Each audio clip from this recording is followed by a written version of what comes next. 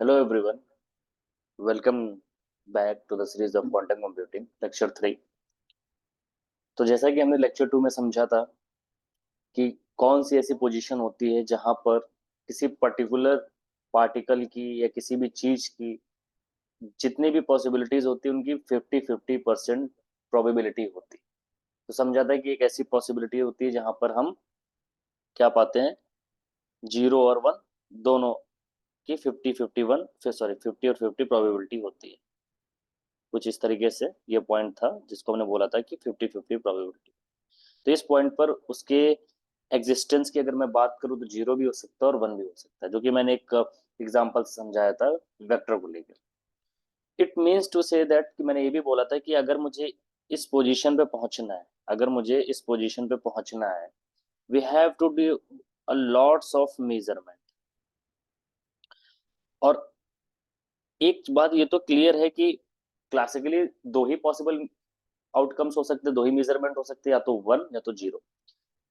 इस बात को याद रखना, जब भी हम मेजरमेंट करते हैं तो वो एक क्लासिकल एनालॉजी ही होती है, क्लासिकल एनालॉजी ही होती है। जैसे कि भले आप क्वांटम मैकेनिकल सिस्टम को ले रहे हो, जब तक आप उसको मेजर नहीं कर रहे हो तब तक अलग सिनेरियो रहेगा, लेकिन जैसे आप मेजर करोगे you will get a particular value that is totally related to the like similar to the classical mechanics only.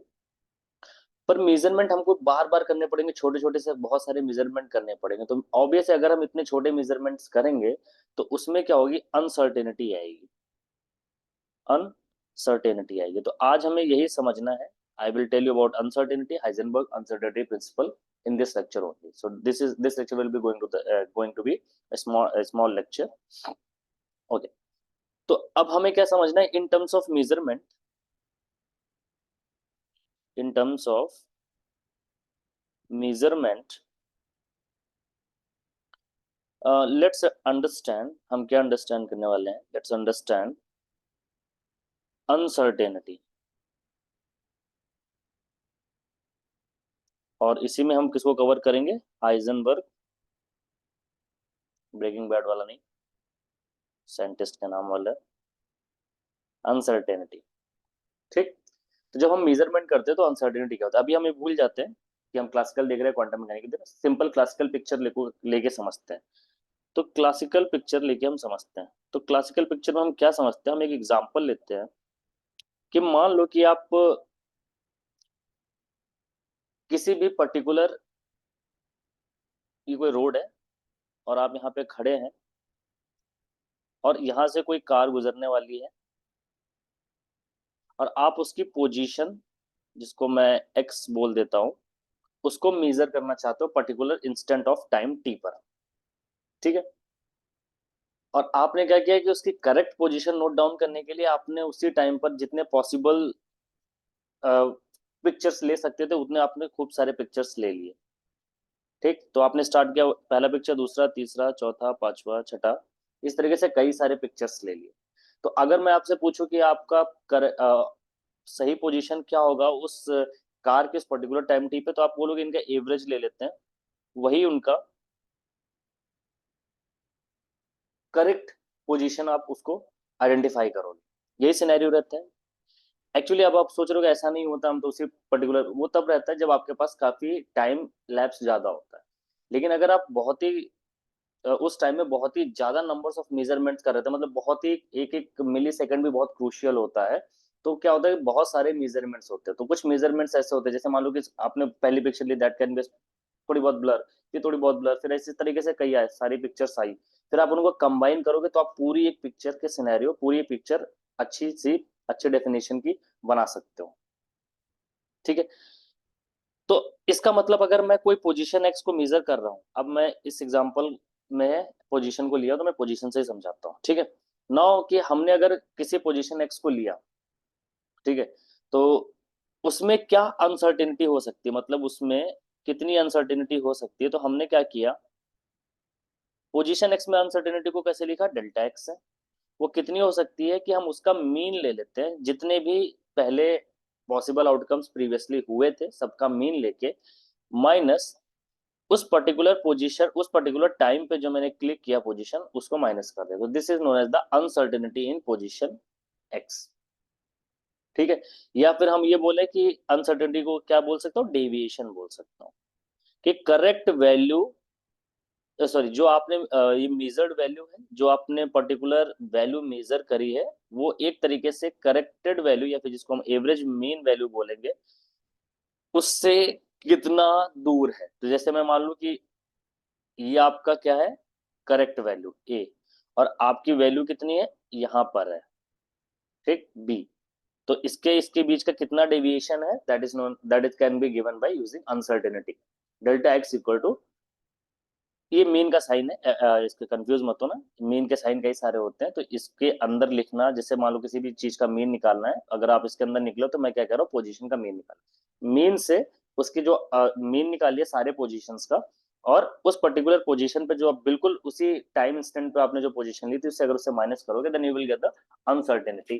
ठीक है, but the widely used uncertainty जो यूज करते हैं हम, उस करते हैं स्क्वायर डेविएशन यूज करते हैं, याद रखना, स्क्वायर डेविएशन। स्क्वायर डेविएशन का मतलब होता है ये कि जो अनसर्टेनिटी है या जो मीन है, इसमें भी तो हमारा डेविएशन हो सकता है, ऐसा तो है नहीं कि इसमें डेविएशन नहीं हो सकता, मीन में भी तो डेविएशन हो सकता है, because mean is also the sum of summation of lots of possibilities. अब वो भी कि हर एक पॉसिबिलिटी में का अगर डेविएशन है आपके मीन के अराउंड, तो मीन में भी ऑब्वियस है कि डेविएशन हो सकता है। तो स्क्वायर डेविएशन जो होता है, दैट इज गिवन बाय, हम इसको रिप्रेजेंट करते हैं डेल्टा, इसका स्क्वायर डेविएशन देंगे क्योंकि यही वाइडली यूज होता है आगे, जिसको हम स्टैंडर्ड डेविएशन या वेरिएंस बोलते हैं आगे।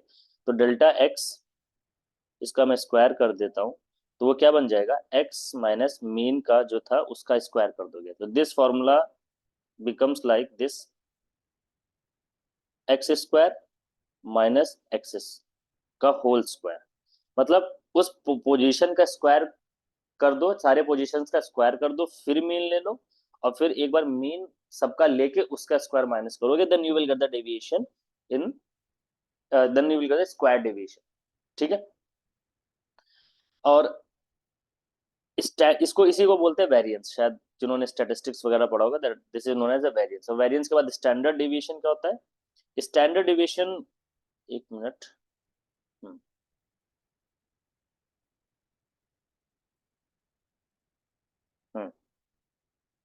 स्टैंडर्ड डेविएशन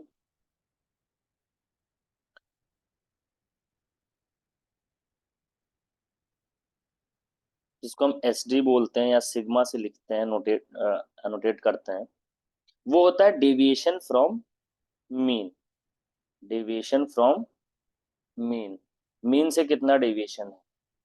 ठीक है, अभी मैं ऊपर से स्टार्टिंग से भी मीन से ही डेविएशन कैलकुलेट करे, सिंपल डेविएशन कैलकुलेट किया, फिर स्क्वायर ऑफ डेविएशन कैलकुलेट, तो स्टैंडर्ड डेविएशन इसका रूट ले लोगे, that is also known as root mean deviation. तो अगर मैं इसी चीज का रूट ले लेता हूँ तो ये क्या बन जाएगा, स्टैंडर्ड डेविएशन, तो ये बन जाएगा under root X square minus X का whole square. So this is the widely, तो ये क्या है आपका, ये बता रहा है कि मीन से किसी भी पोजीशन को जिसको आपने मेजर किया है उसमें कितना डेविएशन हो सकता है, that can be given by using standard deviation. अच्छा, मैंने सिर्फ पोजीशन ही एग्जांपल लिया, पर ऐसा रियलिटी नहीं है, आप कोई भी जो मेजरमेंट कर रहे होगे, आप बहुत सारे मेजरमेंट्स का एग्जांपल ले सकते हो। जैसे मान लो कि मैंने यहाँ पे लिया है पोजीशन, ठीक है, तो पोजीशन को मैंने डोनोट एनोटेट किया एक्स से, तो कोई भी मेजरमेंट है पोजीशन के अलावा, मान लो मोमेंटम है पी, या एनर्जी है ई, एटसेट्रा, तो अगर मैं मोमेंटम मेजर करूँ तो उसमें भी डेविएशन होगा मोमेंटम में, एनर्जी में मेजर करो तो एनर्जी में भी डेविएशन होगा, तो you can calculate the deviation in momentum energy as well also. ठीक है, तो ये तो हो गया सिंपल डेविएशन की बात जो मैंने आज करी। अब हम आते हैं क्वांटम मैकेनिक्स में। अब क्या है कि हमारे पास किसी भी इलेक्ट्रॉन का क्या होता है, दो पिक्चर्स होते हैं, मैं इस पर डील आपको आगे गो थ्रू कराऊंगा कि उसका एक वेव नेचर भी होता है, एक पार्टिकल नेचर भी होता है। तो मैं अभी वेव नेचर लेके जाता हूँ जिसको डिनोट करता हूँ साई से, that is the wave function. ये एक ऐसा फंक्शन होता है जो इलेक्ट्रॉन की पूरी इंफॉर्मेशन अपने अंदर रखता है, पर वेव फंक्शन का अपने आप में कोई मीनिंग नहीं होता, तो वेव फंक्शन से आप कुछ भी बता नहीं सकते। ठीक, हमें क्या करना पड़ता है, इसका प्रोबेबिलिटी फंक्शन निकालना होता है। ये सब आगे कवर करेंगे, मैं बस समझा रहा हूँ थोड़ा सा हाइजेनबर्ग अनसर्टेनिटी प्रिंसिपल तक पहुंचने के लिए। हाइजन प्रोबेबिलिटी फंक्शन का होता है इसका मॉड का square, means to say that मुझे इस वेव फंक्शन को नॉर्मलाइज करके इसका स्क्वायर लेंगे तो जो फंक्शन बनेगा, तो दैट विल कम, उसकी हर एक वैल्यू 0 से 1 के बीच में आएगी। इट मीन्स दैट उसकी एक मीनिंग होती है। पर वेव फंक्शन सिंपली बोलूं तो उस इलेक्ट्रॉन की पूरी इंफॉर्मेशन अपने अंदर स्टोर करता है, that's why it is wave function, पर उसका खुद का कोई मतलब कोई सेंस नहीं होता। लास्ट लेक्चर में मैं बता चुका हूं कि आपको अगर किसी भी क्वांटम मैकेनिक्स सिस्टम को सॉल्व करना है then you have to represent it in the form of vectors. तो हम क्या करेंगे, वेव फंक्शन को वेक्टर्स और मैट्रिसेस के फॉर्म में रिप्रेजेंट करेंगे, वेक्टर्स के फॉर्म में रिप्रेजेंट करेंगे और उनसे इंफॉर्मेशन निकालने के लिए कुछ स्पेशल मैट्रिसेस मैट्रिसेस का यूज करें।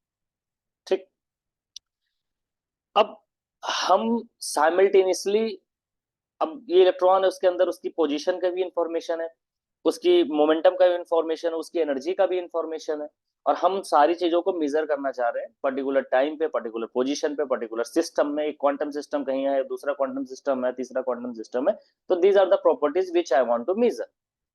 तो यहाँ पर हमारे पास वर्नर हाइजेनबर्ग आते हैं और उन्होंने एक बहुत ही ज्यादा रेलिवेंट प्रिंसिपल दिया जिसको बोलते हैं हाइजेनबर्ग अनसर्टेनिटी प्रिंसिपल। यहाँ पे अनसर्टेनिटी लिखना भूल गया, लिख लेना अपने आप, हाइजेनबर्ग अनसर्टेनिटी प्रिंसिपल।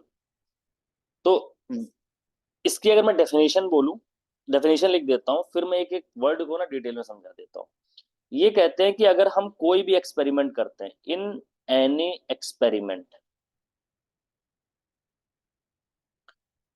किसी भी एक्सपेरिमेंट में दो कॉन्जुगेट वेरिएबल्स, अब कॉन्जुगेट वेरिएबल सब क्या है मैं अभी बताऊंगा, conjugate variables can not be measured simultaneously, simultaneously का मतलब एक साथ, with arbitrary precision, arbitrary precision के साथ आप उनको मेजर नहीं कर सकते। अब किसी भी एक्सपेरिमेंट में सिंपल है, समझ में आता है, दो कॉन्जुगेट वेरिएबल, तो पहला सेंटेंस हमें समझना है कि कॉन्जुगेट वेरिएबल्स क्या होते हैं। कैन नॉट बी मेजर मतलब उन्हें मेजर नहीं कर सकते, साइमल्टेनियसली का मतलब एक साथ, विद आर्बिट्रेरी प्रिसिशन, तो ये हो गया साइमल्टेनियसली, यहाँ पे दूसरा वर्ड है, और आर्बिट्रेरी हमारा तीसरा वर्ड। अगर हमें तीनों वर्ड का मतलब समझ जाए तो हमें हाइजेनबर्ग अनसर्टेनिटी प्रिंसिपल कंप्लीटली समझ में आ जाएगा। अब पहले समझते हैं कंजुगेट वेरिएबल क्या होता है।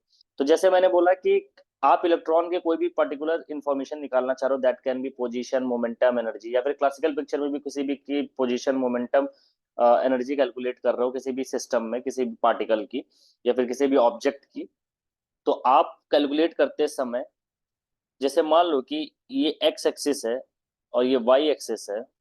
अब अगर मैं एक्स एक्सिस में जा रहा हूँ, इसी में मैं पोजीशन भी कैलकुलेट कर रहा हूँ और इसी में मोमेंटम भी कैलकुलेट कर रहा हूँ, तो मान लो मैं इस मोमेंटम में इसमें कैलकुलेट कर रहा हूँ एक्स एक्सिस डायरेक्शन में, तो उसको मैं पी एक्स लिख देता हूँ। सिमिलरली विद द वाई, उसको मैं वाई लिख देता हूँ, पोजिशन वाई और मोमेंटम पी वाई। तो these are known as a conjugate variables. X P X उसी डायरेक्शन में, जिस डायरेक्शन में होगा ना उसी डायरेक्शन में, Y P Y, Z P Z, these are known as a conjugate variables. तो अगर मैं पूछूं एक्स और पी वाई क्या कॉन्जुगेट वेरिएबल होंगे? नहीं, नहीं होंगे, क्योंकि एक्स पोजीशन आप एक्स एक्सिस की डायरेक्शन में मेजर कर रहे हो और मोमेंटम आप वाई डायरेक्शन में मेजर कर रहे हो, तो they are not the conjugate variables. तो ये आपके क्या है? Conjugate variables. इनको एक और नाम से बोला जाता है, that is known as a simple seesaw variable. ठीक है, तो कॉन्जुगेट वेरिएबल समझ गए। अब आते हैं साइमल्टेनियसली। तो साइमल्टेनियसली का मतलब तो शायद सभी को पता ही होगा। साइमल्टेनियसली का मतलब है कि एट वन इंस्टेंट, अगर मैं बोलूं तो एक ही इंस्टेंट पे, मतलब एक ही टाइम पर, एट वन इंस्टेंट आप किसी भी दो कॉन्जुगेट वेरिएबल को, मतलब एक्स और पी एक्स क्या है, हमारे दो कॉन्जुगेट वेरिएबल है, मतलब मैं किसी भी पार्टिकल का पोजीशन और मोमेंटम सेम डायरेक्शन में एक ही टाइम पर मेजर नहीं कर सकता with arbitrary precision, arbitrary precision. तो अब तीसरा वाला समझा देता हूं, आर्बिट्रेरी प्रिसिशन क्या होता है। ठीक, नहीं मेजर कर सकता, इसका मतलब ये मेजर कर सकता, क्योंकि एक्स और पी वाई कॉन्जुगेट वेरिएबल नहीं है, तो मैं किसी भी पर्टिकुलर पार्ट ऑब्जेक्ट का पार्टिकल की position in X direction momentum in Y direction दोनों के एक ही इंस्टेंट में मेजर कर सकता हूं विद आर्बिट्रेरी प्रिसिशन। लेकिन कॉन्जुगेट वेरिएबल मतलब सेम डायरेक्शन वाले जो मेजरमेंट्स होंगे उनको एक ही इंस्टेंट पे मैं मेजर नहीं कर सकता विद आर्बिट्रेरी प्रिसिशन। ठीक। अब आर्बिट्रेरी प्रिसिशन होता है क्या, तो मैं बताऊं कुछ एग्जांपल्स का लेके। मान लो ये एक डॉट खेलने वाला जो गेम आता है उससे ही समझाता हूँ, क्योंकि उससे जल्दी समझ में आ जाएगा। और आपने डॉट्स फेंके और आपके डॉट्स यहाँ यहाँ लग रहे हैं। सेंटर पॉइंट क्या है, ये मेन आपको यहाँ पे मारना था, लेकिन डॉट इस तरीके से फैले हुए हैं, आप सही से मार नहीं, मतलब उस पर प्रोजेक्ट नहीं कर पाए। ठीक है। तो इसको बोलते हैं एक्चुअली में लो एक्यूरेसी भी है और लो प्रिसिशन भी है। क्यों? प्रिसिशन का मतलब आप कितना प्रिसाइज है, मतलब सेंटर के कितनी पास आपने उसको डॉट को प्रोजेक्ट किया है। लेकिन यहाँ पे सेंटर से सारे सभी दूर है, तो लो प्रिसिशन है। एक्यूरेसी का मतलब होता है मान लो कि मैंने 100 डॉट प्रोजेक्ट किए और 100 डॉट एक ही पॉइंट पर अगर प्रोजेक्ट होते तो हाई एक्यूरेसी होती, लेकिन सब फैले फैले वो भी सब दूर दूर है तो कोई एक्यूरेसी भी नहीं। तो अगर आप बोलो इसका थोड़ा सा उल्टा बनाओ, जैसे मान लो ये सेंटर था और आपके सारे डॉट्स यहाँ पर आके टच हुए, तो ये तो क्लियर हो गया कि लो प्रिसिशन है क्योंकि सेंटर से दूर है जहां पे उनको प्रोजेक्ट करना था, लेकिन सब एक ही पास है। इसका मतलब एक्यूरेसी आपकी हाई है, एक्यूरेसी हाई है। तो फिर इसका मतलब दोनों चीजें कैसे होंगी, हाई एक्यूरेसी और हाई प्रिसिशन। तो अगर आपका ये डॉट है और तो आपने जो डॉट्स मारे वो सेंटर के बिल्कुल पास पास में एकदम, तो ये क्या हो गया, प्रिसाइज भी है, तो इसको बोल दूंगा हाई प्रिसिशन और हाई एक्यूरेसी।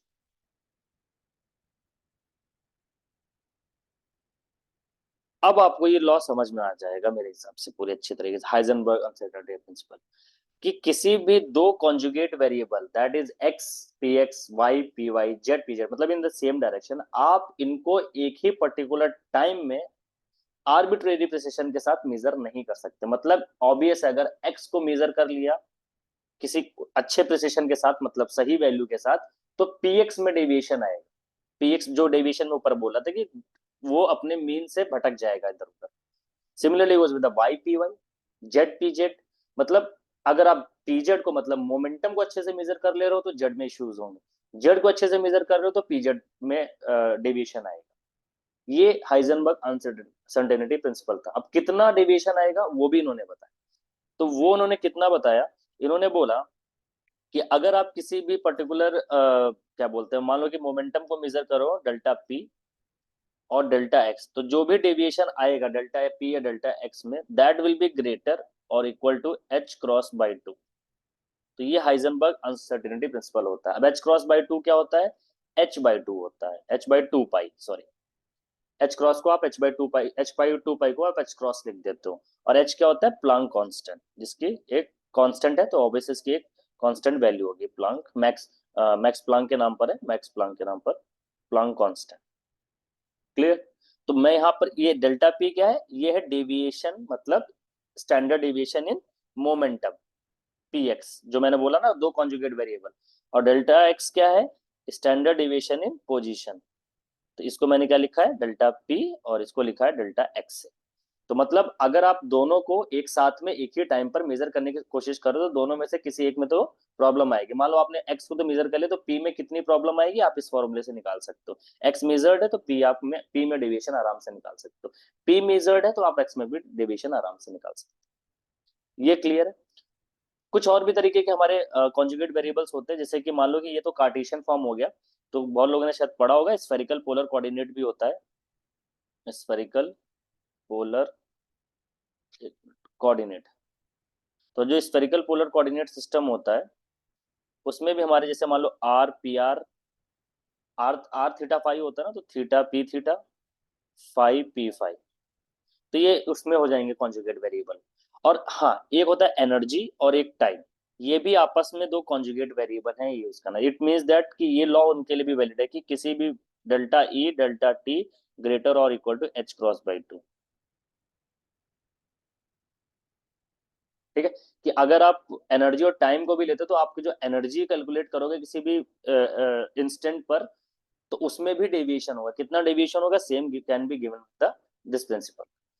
ये होता है हाइजेनबर्ग अनसर्टेनिटी प्रिंसिपल, कि आप किसी भी दो कॉन्जुगेट वेरिएबल को मेजर करोगे एक ही टाइम पर, तो उनमें ना तो किसी में डेविएशन होगा। कितना डेविएशन होगा, that is given by delta P delta X greater और equal to H cross by. ठीक। हाँ, पर ये याद रखना कि अगर एक्सिस चेंज हो गई, कॉन्जुगेट वेरिएबल सेम डायरेक्शन में होते हैं, सेम एक्सिस, मतलब अगर एक्सिस चेंज हो रही है, एक्स एक्सिस में मोमेंटम और वाई एक्सिस में पोजीशन, तो वो कॉन्जुगेट वेरिएबल नहीं हुए, तो उनको आप मेजर कर सकते हो, क्योंकि उसमें आपके मेजरमेंट के फॉर्मूलेज अलग अलग लगेंगे। एक्स का अलग लगेगा तो वहां पे आप करेक्ट मेजरमेंट निकाल सकते हो। वाई में मोमेंटम निकालो तो उसमें आप करेक्ट मोमेंटम को फॉर्मूला लगा के मोमेंटम निकाल सकते हो, तो वो प्रिसाइज्ड भी होंगे, साइमल्टेनियसली उनको निकाल भी सकते हो, दोनों एक ही टाइम पर। दो फॉर्मूलेज दोनों डायरेक्शन में, वो निकाल सकते हो।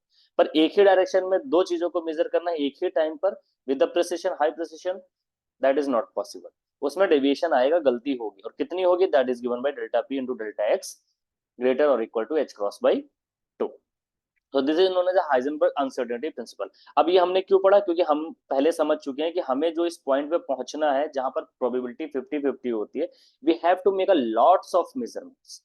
अब लॉट्स ऑफ मेजरमेंट करेंगे तो ऑब्वियस उसमें डेविएशन तो आएगा, गलती तो होगी। अब वो कैसे होगी, that can be some different different factors can be there, पर उनको हम अगर उसमें डेविएशन कितना होगा, अब कैसे होगी, that can we can avoid, we will see. some factors we cannot avoid, due to those factors also there will be a deviation. So if there will be a deviation, how to manage that deviation, for that we have to calculate the value of deviation. तो हमें कितना deviation होगा पहले हमें ये calculate करना पड़ेगा, then we will use Heisenberg uncertainty principle। इतना याद रखना। ठीक। Okay, so this is all about Heisenberg uncertainty principal. I think आपको समझ में आएगा। तो इसके बाद अब हम जो जाएंगे, that will be the totally technical details of quantum computing. ठीक है, अब आप थोड़ा सा समझ गए हो कि ये क्या होता है, हाइजेनबर्ग अनसर्टेनिटी प्रिंसिपल क्या होगा। अब हम सीधा क्वांटम मैकेनिक्स के टेक्निकल डिटेल्स का मतलब क्वांटम मैकेनिक्स के सीधा इक्वेशंस पे जाएंगे, जो कि मैंने प्रीवियस लेक्चर में समझा था। श्रोडिंगर इक्वेशन और हाइजेनबर्ग फॉर्म और लियोवेलिस। तो हम पहले श्रोडिंगर इक्वेशन को समझेंगे, एक एग्जाम, कई सारे एग्जाम्पल सॉल्व करेंगे।